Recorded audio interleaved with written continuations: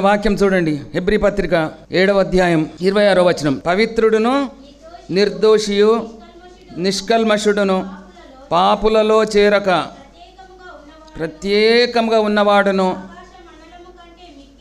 ఆకాశ మండలం కంటే మిక్కిలి హెచ్చైన వాడునైనా ఇట్టి ప్రధాన యాజకుడు మనకు సరిపోయినవాడు. ఎంతమందికి అనుకున్నారు? నువ్వు సామంతుడివైనా, నువ్వు సామాన్యుడివైనా, నీవు పరాక్రమం గలవాడివైనా, నువ్వు ధనవంతుడివైనా, నువ్వు పేదవాడివైనా, నువ్వు వృద్ధుడివైనా, నువ్వు యవనస్తుడివైనా, పిల్లవాడివైనా, అందరికీ సరిపోయిన ప్రధాన యాజకుడు ఇక్కడ మనకున్నాడు. కాబట్టి ప్రపంచంలో, లోకములో ఆయన వంటి రక్షకుడు లేడు, ఆయన వంటి దేవుడు లేడు. కాబట్టి ఆయన మనకు ప్రభువుగా ఉన్నాడు. ఆయనను మనం ఏం చేస్తున్నామనంటే పూజిస్తున్నాం, ఆరాధిస్తున్నాం. మనం ఆరాధిస్తున్న దేవుడు సజీవుడు, సమాధిని గెలిచిన దేవుడు. హల్లెలూయా కదా. మృత్యుంజయుడు. అన్ని సమాధులన్నీ మూయబడితే మన యేసయ్య సమాధి తెరవబడి ఉన్నది. యేసయ్య పవిత్రుడు, నిర్దోషి, నిష్కల్మషుడు, కల్మషం లేదు. తర్వాత పాపులలో చేరని వాడు. లోకమంతా పాపంతో నిండి ఉన్నది. ఆయన ఈ లోకంలోనికి వచ్చాడు, కానీ పాపం అంటలేదు ఆయనకు. పాపులలో చేరని వాడు, నిర్దోషిగా ఉన్నవాడు, నిష్కల్మషుడుగా ఉన్నవాడు, ఇంకా అందరికంటే హెచ్చైన వాడు, ఇట్టి ప్రధాన యాజకుడు మనకు సరిపోయినవాడు. యేసయ్య అంటున్నాడు శిష్యులతో, మన ఎదుట ఉన్న గ్రామానికి వెళ్ళండి, అక్కడ కట్టబడి ఉన్న గాడిదయు దాని పిల్లయు దాన్ని విప్పి నా యొద్దకు తోలుకొని రండి. తల్లి గాడిద, పిల్ల గాడిద రెండూ నాకు కావాలా. మనం ఏం చేస్తాం? పిల్లలు మీరు క్రికెట్ ఆడుకోండిరా, మీరు టీవీ చూడండి, లేదంటే మీరు హోంవర్క్ ఉంటే హోంవర్క్ చేసుకోండి, నేను చర్చికి పోయేసి వస్తాను అంటే నువ్వు పరలోకానికి వెళ్ళి పిల్లలు ఎక్కడికి వెళ్ళాలా? నరకానికి వెళ్ళాలా. కానీ యేసు ప్రభువే చెప్తున్నాడు, గాడిద కావాలా, గాడిద పిల్ల కావాలా, దాన్ని విప్పాలా. ఏ కట్లతో ఉన్నారు, ఏ బంధకాలతో ఉన్నారు, ఏ భేదాలతో ఉన్నారు, ఏ డినామినేషన్ అనే కట్టుతో ఉన్నారా, మరి ఇంకా ఆచారాలు సాంప్రదాయాలు వీటి కట్టుతో ఉన్నారా, దేంతో ఉన్నారు? వారి కట్లు విప్పి వీరిని నా యొద్దకు తీసుకొని రండి, సంఘానికి తీసుకొని రండి, మందిరానికి తీసుకొని రండి. ఎందుకు మందిరము? మందిరంలో పవిత్రుడు, పరిశుద్ధాత్ముడు యేసయ్య ఇందులో నివసిస్తాడు. ఆ మందిరం లాగా నీ హృదయం ఉంటే నీ హృదయంలో నివసిస్తాడు. హల్లెలూయా. మన పిల్లలను చిన్న పిల్లలుగా ఉండి వంచితేనే వాళ్ళు పెద్దగా అయిన తర్వాత కూడా ప్రతిదానికి లోపడతారు, ప్రతిదానికి భయపడతారు. లేదా నువ్వు వంచకపోతే లోకమంతా తిరిగేస్తారు వాళ్ళు. క్రమం అనేది ఉండాలని అంటాడు. అందుకని ఏలియా బలి అర్పించేటప్పుడు ఏం చేశాడు? ఆయన ఇశ్రాయేల్ అందరి బయలుదేవతకు మొక్కుతున్నారు. మీ బయలుదేవతకు మొదలు పూజ చేయండి అని అంటే ప్రొద్దుటి నుంచి సాయంత్రం వరకు వాళ్ళు బయలా మమ్మల్ని ఆదుకో, బయలా మా ప్రార్థన ఆలకించు, బయలా మమ్మల్ని రక్షించు అని బయలుదేవతకు ప్రార్థన చేశారు.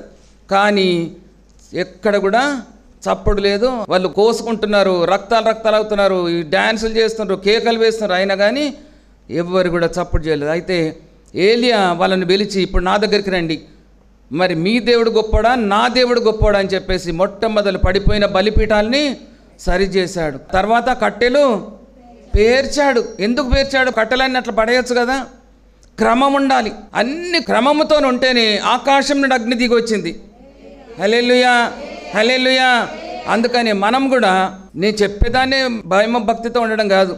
పాటలు పాడేవారు భయంతో ఉండాలి, వాయిద్యాలు వాయించేటోళ్ళు భక్తితో ఉండాలి, ప్రార్థన చేసేవాళ్ళు ఆత్మతో చేయాలి, బైబిల్ చదివే వాళ్ళు తప్పులు చదవకుండా చదవాలి.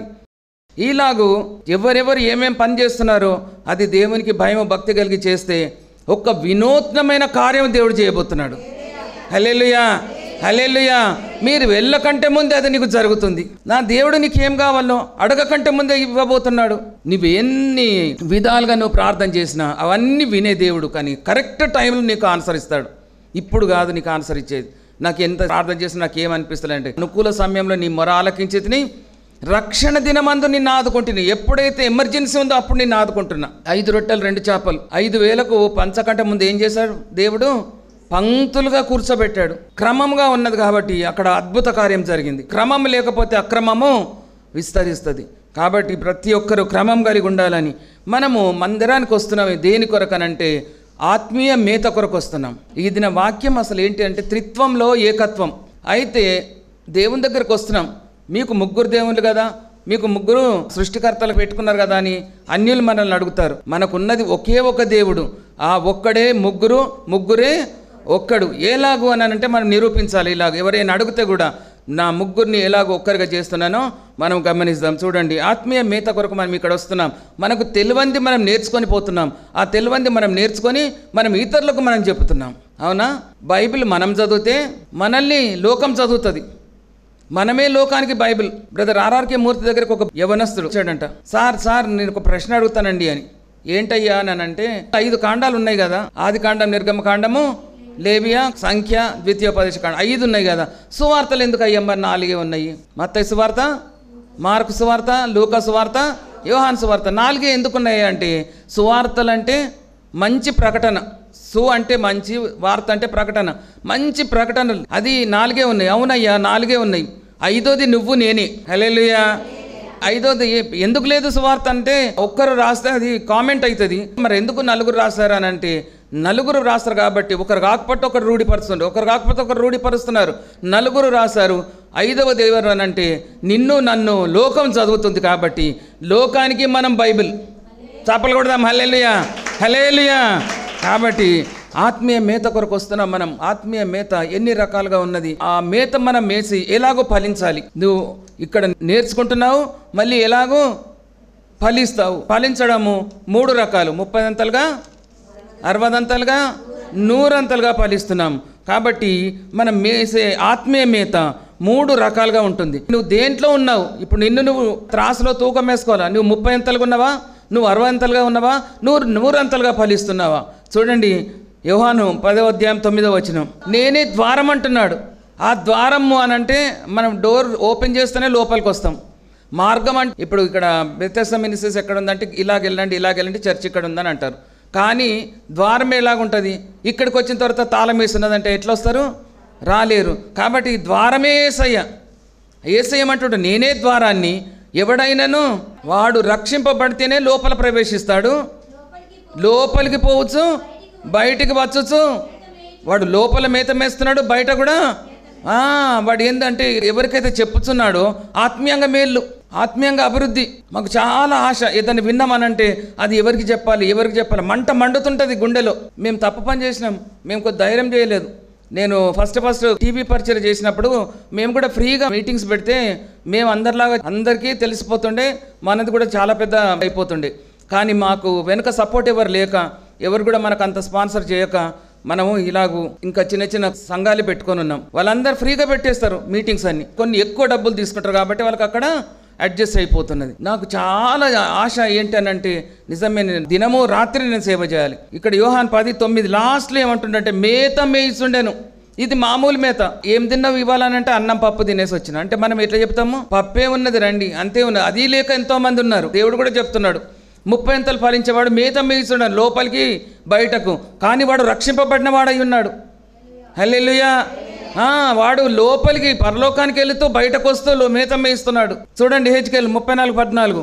ఇప్పుడు మంచి మేతకు వచ్చింది, అక్కడ ఒట్టి మేతకు వచ్చింది. ఇప్పుడు ఏమంటున్నాడు? మంచి మేత ఇస్తున్నాడు. అంతకంటే ఇది 60 అంతలు ఫలించడం. కాబట్టి మంచి మేత మేయి చోట వాటిని మేపెదను. 14 ఇశ్రాయేలు యొక్క ఉన్నత స్థలముల మీద దొడ్డి, కొండ చర్యల మీద కట్టుకుంటారు. ఇల్లు ఎట్లా కట్టుకుంటారు? ఇప్పుడు అన్ని కొండ చర్యలని పడిపోతున్నాయి. ఇది ఎత్తైన స్థలంలో, ఉన్నత స్థలముల మీద వాటికి దొడ్డి ఏర్పాటు చేస్తున్నాడంట దేవుడు. వాక్యం సువార్త చెప్పాడు, వారి పాదములు, మళ్ళీ వారి పాదములు, ఇంకా వారిని ఉన్నత స్థలంలో నిలబెడతానంటున్నాడు దేవుడు. మా ముఖాలు చూస్తలేడు, మా బాడీ చూడటం లేదు, మా చేతులు, మా ముక్కు, కాళ్ళు, నోరు చూడటం లేదు, మా పాదాలు చూస్తున్నాడు. ఎటు నడక, నీ నడక ఎట్లుంది, ఎటు పోతుంది నడక? వంకర వంకర పోతుందా, స్ట్రైట్గా పోతున్నదా? నా త్రోవలో నడుస్తున్నావా? నీ జీవితం ఎలాగున్నది? వాళ్ళ పాదములు ఎక్కడున్నవేనంటే ఉన్నత స్థలంలో నిలబెడుతున్నాను నేను. అలాగే ఇశ్రాయేలీలు ఉన్నత స్థలముల మీద, మనం ఇశ్రాయేలం కాదు, మనం అన్యులము, కానీ మనం రక్షణ తీసుకొని నిజంగా దేవుని కుమారులం అయిపోయినాం. కాబట్టి మనల్ని తీసుకొని ఉన్నత స్థలముల మీద దొడ్డి ఏర్పాటు చేస్తున్నాడు. మంచి దొడ్డిలో పండుకొనును, బలమైన మేతనంట. ఇది చూసారా? ఒకటేమో మేత మేయిచుండును, ఒకటేమో మంచి మేత మేయిచుండును, మూడవది బలమైన మేత. హెబ్రీ పత్రిక 5:12 పరిశుద్ధ పౌలు గారు రాస్తున్నారు. చూడండి, కాలమును బట్టి చూస్తాం. నేను చాలా సీనియర్ అండి, ఈ చర్చిలో నేను చాలా సీనియర్ను, ఎన్నో ఏళ్ల నుంచి వస్తున్నా. ఇక్కడ ఏమంటున్నాడు దేవుడు? కాలంను బట్టి చూస్తే మీరు బోధకులై ఉండవలసిన వారై ఉండగా దేవోక్తులలో మొదటి మూల పాఠములను చూసారా, మరలా బోధింపవలసి వచ్చాను. మీరు మారు మనసు పొందండి, మీరు రక్షణ తీసుకోనండి, మీరు ఇలాగుండండి అని మళ్ళీ మళ్ళీ చెప్పడం అవసరం లేదు. రక్షణ తీసుకున్న వాళ్ళకి ఏం కావాలా? కృపలో ఎదగాలి, వరాలతో ఎదగాలి, ఆత్మ ఫలాలతో ఎదగాలి, ఎంతోమంది ఆత్మలను రక్షించాలి. అలాంటి బోధకులై ఉండవలసిన వారై ఉండగా మీరే స్టూడెంట్స్ లాగా ఉన్నారు. కానీ మీరు పాలు త్రాగే వారిగా ఉన్నారు. పాలు త్రాగే వాళ్ళందరూ కూడా ఎవరు? శిశువులు, వాళ్ళు చిన్నపిల్లలు. హల్లెలూయా. జ్ఞానేంద్రియములు పెరిగిన వారు బలమైన ఆహారం తింటారు. మర్మములు బోధిస్తూ ఉంటే తేనె కంటే, జుంటి తేనె ధారాల కంటే, ఈ పాల కంటే మధురం. కాబట్టి ఒట్టి పాలను చూస్తేనే మీరు బోధకులై ఉండగా మీరు ఇంకా పాలు తాగేటోళ్ళు ఉన్నారు. మీరు గట్టి ఆహారం తినటం లేదు, అంటే మీ జ్ఞానేంద్రియాలు ఎదగడం లేదు. నలుగురు సువార్థికులు 4 సువార్తలు రాశారు. ఎందుకు రాశారు అని అంటే, మత్తయి రాశాడు యూదులకు, మార్కు రాశాడు రోమీయులకు, లూకా రాశాడు గ్రీకులకు, యోహాను అన్యజనులకు రాశాడు. చూసారా, ఒక్కొక్కరు ఒక్కొక్క తెగకు రాశారు. యోహాను సువార్త 10వ అధ్యాయం 36వ వచనం చూస్తే, తండ్రి తన కుమారుని ప్రతిష్ఠించి ఈ లోకమునకు పంపాడు. నేనంటను తన సొంత కుమారుణ్ణి ప్రతిష్ఠించి ఈ లోకానికి పంపాడు. తన సొంత కుమారుడు అంటే ఎవరు? ఎందుకు సొంత కుమారుడు అని మనం చెప్పాలి? హల్లెలూయా. ఇప్పుడు నా కొడుకును నా కొడుకు అంటానా, లేదంటే నా సొంత కొడుకు అంటానా? కదా. కానీ దేవుడు తన సొంత కుమారుని ప్రతిష్ఠ చేసి ఈ లోకానికి పంపాడు. ఎందుకు అంటున్నాడు అలాగూ? అన్యులు అంటారు మీకు కూడా ముగ్గురు దేవుళ్ళు, ముగ్గురు క్రియేటర్స్. ఎందుకు? తండ్రి అయిన యెహోవా సృష్టికర్త, కుమారుడైన యేసుప్రభు రక్షణకర్త, పరిశుద్ధాత్మ దేవుడు ఆదరణకర్త. హల్లెలూయా. మర్మాలు మనము బేసిక్ మనం నేర్చుకోవాలి. నేర్చుకుంటేనే మనం ఇతరులకు మనం జవాబు చెప్పగలుగుతాం కదా. తండ్రి అయిన దేవుడు ఆయన ఉన్నవాడు, బయలుపరుచుకున్నాడు. ఆయన సృష్టికర్త.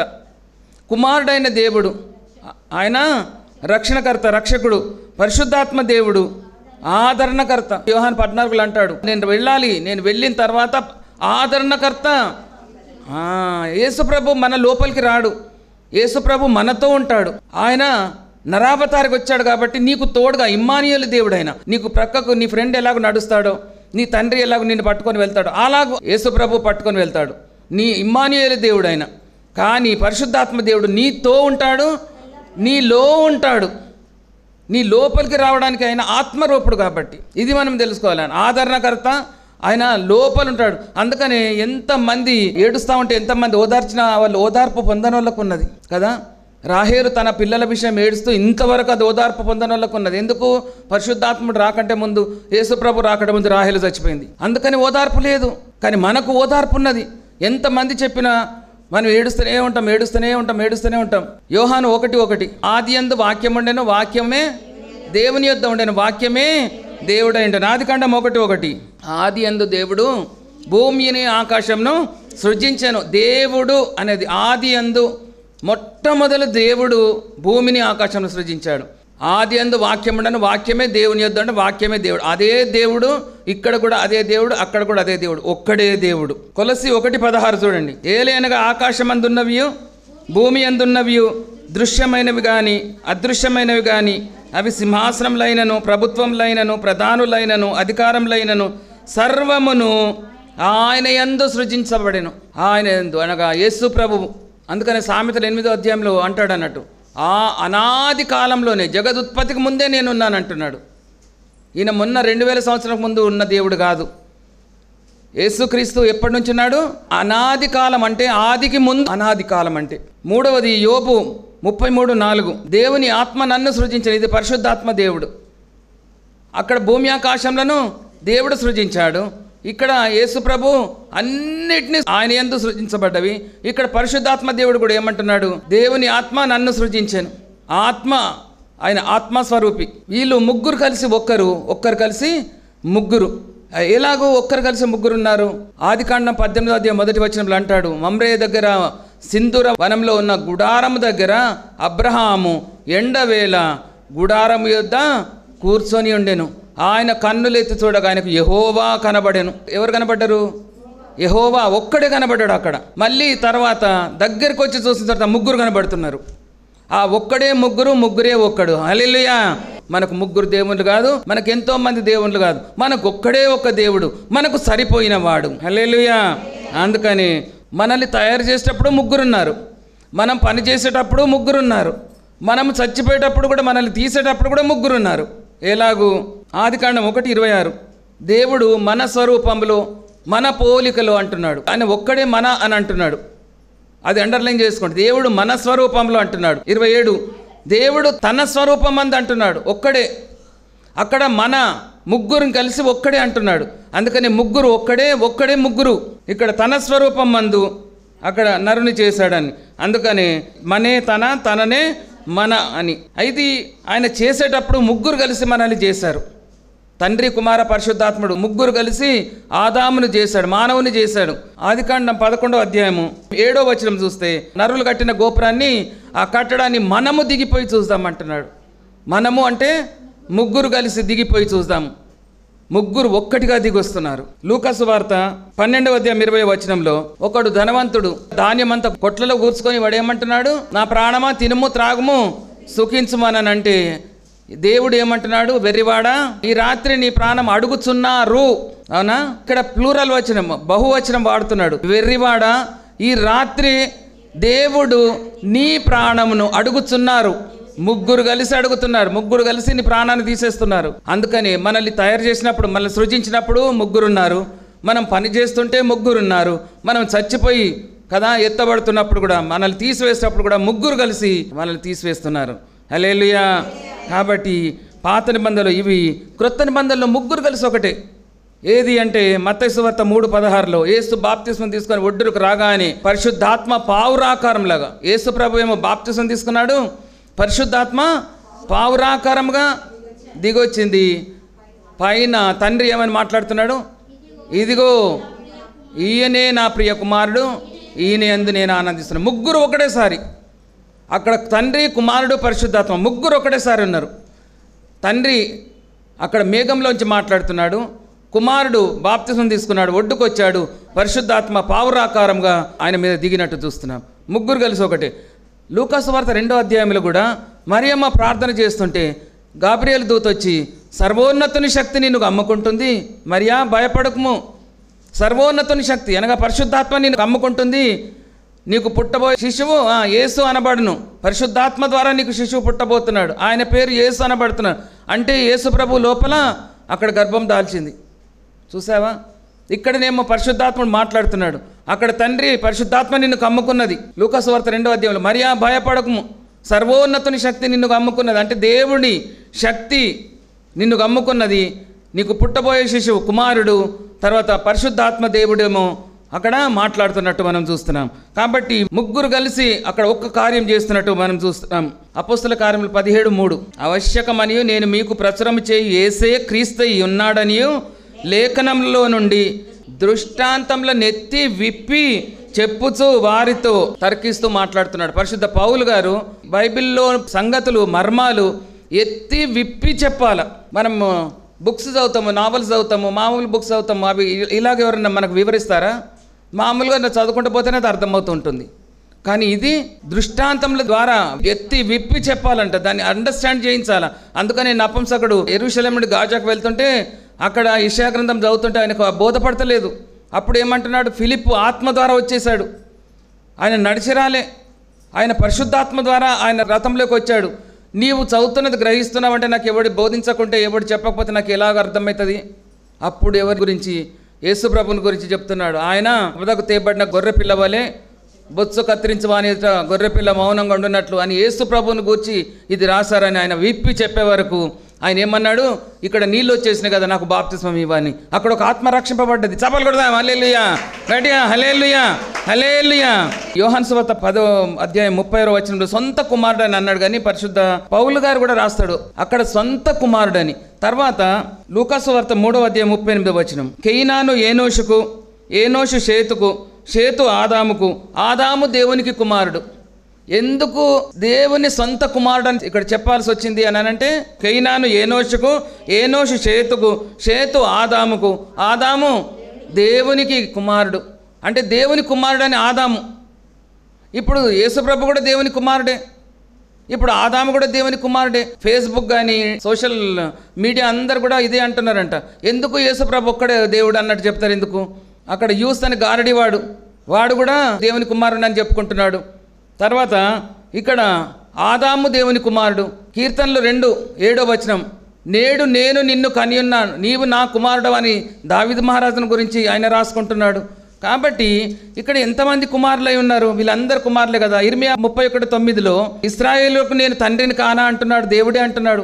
ఇశ్రాయేలులందరూ కూడా దేవుని కుమారులే. ఎఫ్రాయిము నా జ్యేష్ఠ కుమారుడట. ఇంతమంది కుమారులు ఉండగా యేసుప్రభు ఒక్కడెందుకు ఆయన కుమారుడు అంటే గుడ్డిగా నమ్మడం అని కాదు. మనం కూడా లేఖనాలు మనం పరిశీలించాలి. వీళ్ళందరూ దేవుని కుమారులు అంటే మనము ఇశ్రాయేలీలను ఆయన ఏం చేస్తాడు? తన సొత్తుగా చేసుకున్నాడు. మనము బాప్తిసం ద్వారా దత్తపుత్రులమై అయిపోయాము. కానీ యేసుప్రభు ఒక్కడే అద్వితీయ కుమారుడు, జనతైక కుమారుడు. హల్లెలూయా! ఆయన ఒక్కడే కుమారుడు. దానికి బైబిల్ అక్షర రూపకంగా, ఒకటి అలంకార రూపకంగా, ఒకటి గుడార్థంగా. అలాంటిది మనం తీసుకునే రకం ఇది ఆత్మీయ అర్థం అండి అని అంటాం మనం. ఇది ఇలాగున్నదని అంటే కొంతమందికి అర్థమవుతుంది, కొంతమందికి అర్థం కాదు. అందుకని 2 కొరింథీ 3:6 అంటాడు, అక్షరము చంపును కానీ ఆత్మ జీవింపజేయును. అందుకని మనం ఆత్మరూపకంగా మనం బైబిల్ని చదవాలి, ఆత్మరూపకంగా యేసు ప్రభువును తెలుసుకోవాలని. అందుకని వీళ్ళందరూ కూడా దేవుని కుమారులే, కానీ వాళ్ళందరూ దేవుని స్వంత కుమారులు కాదు. యేసు ప్రభు ఒక్కడే ఆయన స్వంత కుమారుడు. రోమాపత్రిక 8:32 తన సొంత కుమారుని అనుగ్రహించడానికి వెనుక తీయక మనందరి కొరకు ఆయనను అప్పగించిన వాడు ఆయనతో పాటు సమస్తంను మనకెందుకు అనుగ్రహింపాడు. స్వార్థల పాఠంలో యోహాన్లో సొంత కుమారుడని లేదు, కానీ మన సొంత కుమారుడని మనం చెప్పుకుంటున్నాం. కానీ ఇక్కడ పరిశుద్ధ పౌలు గారు రాస్తున్నారు, ఇక్కడ తన సొంత కుమారుని అనుగ్రహించడానికి వెనుక తీయక మనందరి కొరకు ఆయనను అప్పగించాడు. అప్పగించకంటే ముందు ఆయనను ప్రతిష్ఠించి ఈ లోకానికి పంపాడని ఇక్కడ మనం నేర్చుకుంటున్నాం. కాబట్టి మన కొరకు ఆయన ప్రతిష్ఠించి ఆయనను పాపంగా మార్చి ఆయన ఈ భూమి మీదకి వచ్చాడు. యేసు ప్రభును కలిగి మనం 7 అంతస్తుల మేడలో నివసించుడు కాదు. యేసు క్రీస్తును కలిగితే మనకు 7 అంతస్తుల మేడ లేకున్నా పర్వాలేదు. 7 ఆకుల గుడిసెలో మనం నివసించిన ఎంతో సంతోషంగా ఉంటాం, ఎంతో ఆరోగ్యంగా ఉంటాం, ఎంతో ఆనందంగా ఉంటాం. కాబట్టి నువ్వు ప్రభువును కలిగి ఉండాలని. అందుకని 1 యోహాను 5:7 కూడా అంటాడు, సాక్ష్యమిచ్చేవారు 3 అనగా ఆత్మయు నీళ్లును రక్తమును, ఈ 3 కలిసి సాక్ష్యం ఇస్తున్నాయంటే యేసు నిజమైన దేవుడని. ఆ 3 ఏం చేస్తున్నాయి? ప్రతిష్ఠ చేసి. అంటే ఇప్పుడు మనం కూడా ప్రతిష్ఠ అనగా అభిషేకం చేసుకుంటాం. ఫస్ట్ బాప్తిజం తీసుకుంటున్నాం. బాప్తిజం తీసుకున్న తర్వాత నువ్వు పాస్టర్ అవ్వాలంటే బైబిల్ ట్రైనింగ్ చేయాలి. బైబిల్ ట్రైనింగ్ చేసినాక అభిషేకం తీసుకోవాలి. అభిషేకం తీసుకున్న తర్వాతనే నువ్వు బలిస్తావు. అభిషేకం తీసుకున్న తర్వాతనే లైసెన్స్ తీసుకొని నువ్వు పెళ్ళిళ్ళు చేస్తావు. అభిషేకం తీసుకున్న తర్వాతనే ఒకరికి నువ్వు చేయబెట్టి ప్రార్థన చేయగలుగుతావు. నీకు అధికారం వస్తున్నది. హల్లెలూయా! గట్టిగా హల్లెలూయా! అభిషేకం లేకపోతే ఏది కూడా నీకు రాదు.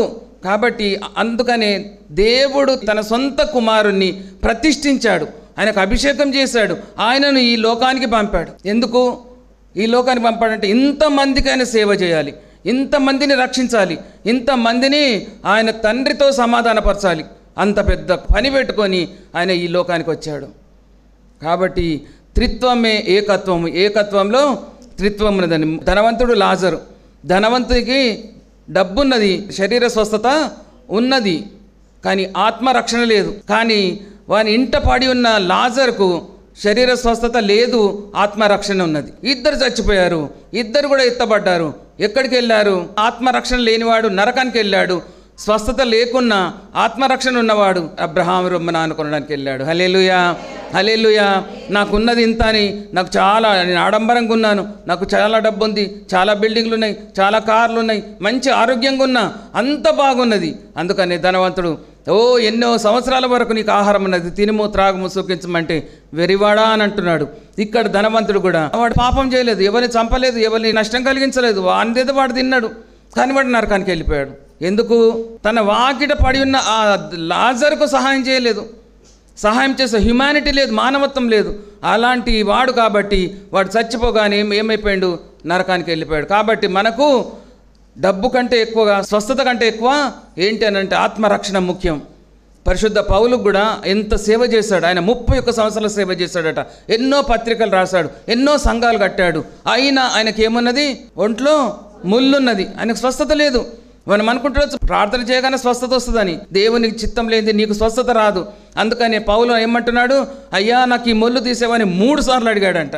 3వ ఆకాశానికి ఎక్కి వెళ్ళిన ఆయన 3 సార్లు అడిగాడట, అయ్యా ఈ ముళ్ళు ఏంది, నాకు ఈ ముళ్ళు తీసే అంటే ఎక్కువ మాట్లాడొద్దు, నా కృప నీకు చాలన్నాడు. అంత నువ్వు అట్లనే ఉండు.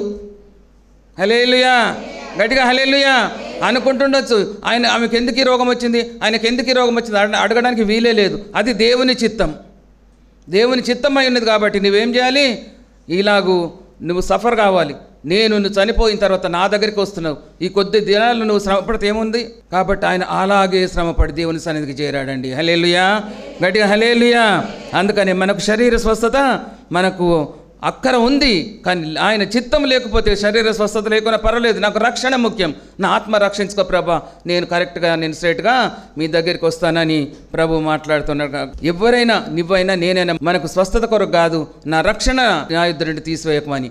అందుకని దావీదు మహారాజు 51వ దావీదు కీర్తనలు అంటాడు కదా, సమ్మతి గల మనసును నాకు దయచేయు, నీ రక్షణానందం నాకు మరలా పుట్టించము. నీ రక్షణ కావాలా నాకు, ఆ ఆనందం కావాలా నాకు, ఇవన్నీ అక్కర్లేదయ్యా ఆయన ప్రార్థన చేసుకుంటాడు. అందుకని రక్షణానందం మనకు కావాలి. అలాంటి భాగ్యం దేవుడు మనకు అనుగ్రహించును గాక. దేవుడి వాక్యాన్ని దీవించును గాక. ఆమేన్. లోక తండ్రి, మీ పాదం లెక్కలేనని స్తుతులు స్తోత్రం. మేము ఈ వాక్యం తండ్రి భిన్నత్వంలో ఏకత్వం అని చక్కగా నేర్చుకున్నాం. మాకు ముగ్గురు దేవుళ్ళు కాదు ప్రభా, మాకు ఒక్కరే దేవుడు, ఆయనే యేసుక్రీస్తు నరుడు, ఆయననే యేసుక్రీస్తు మధ్యవర్తి, ఆయననే తండ్రి కుమార పరిశుద్ధాత్ముడై ఉన్న దేవుడు. దేవా మిమ్మల్ని ఆరాధిస్తున్నాం, స్తుతిస్తున్నాం, స్తోత్రిస్తున్నాం. చెప్పుకున్న వాక్యము మా హృదయాల్లో నాటింపజేయండి. మా హృదయాల్లో అది బీజం వాలి ప్రభ మొలకెత్తాలి. ఎంతమందికి మేము ఈ సత్య సువార్త ప్రకటించాలని పరిగెత్తి వెళ్ళడానికి సహాయం దయచేయండి. మీరు తన కుమారుని ప్రతిష్ఠించి ఈ లోకానికి పంపారని దేవా చక్కని వర్తమానం మీరు మాతో మాట్లాడారు. మేము ఎల్లప్పుడూ మీ కొరకు జీవించే బిడ్డలుగా, మిమ్మల్ని మాయపరిచే బిడ్డలుగా, మిమ్మల్ని చాటి చెప్పే బిడ్డలుగా మమ్మల్ని వాడుకోమని ప్రార్థిస్తున్నాను. వాక్యం చెప్పిన నన్ను ముద్రీకరించారు, నేను చెప్పడం కాదు ప్రభా, నాలోని మీరు మాట్లాడారు. కాబట్టి వాక్యం ప్రతి ఒక్కరి హృదయంలో నాటబడి అది ప్రభావం ఫలించి అభివృద్ధి పొంది ఎంతో మందికి ఫలమిచ్చే చెట్లలాగా వాళ్ళు ఉండడానికి సహాయం దయచేయండి. ఆశీర్వదించి దీవించి పంపమని నా ప్రార్థన పరిశుద్ధులు చేసుకొని ప్రతిఫలం దయచమని యేసుక్రీస్తు అతి పరిశుద్ధ నామంలో అడిగి వేడుకొంచుంటున్నాను తండ్రి. ఆమేన్. యేసు రక్తమే జయం, ప్రభు యేసు నామమే జయం, ప్రభు యేసు రక్తం సంపూర్ణ విజయం కలుగును గాక. ఆమేన్. అందరికి ప్రైజ్ ది లార్డ్ అండి. Praise the lord. దేవుడు మిమ్మల్ని అందరిని ఆశీర్వదించును గాక.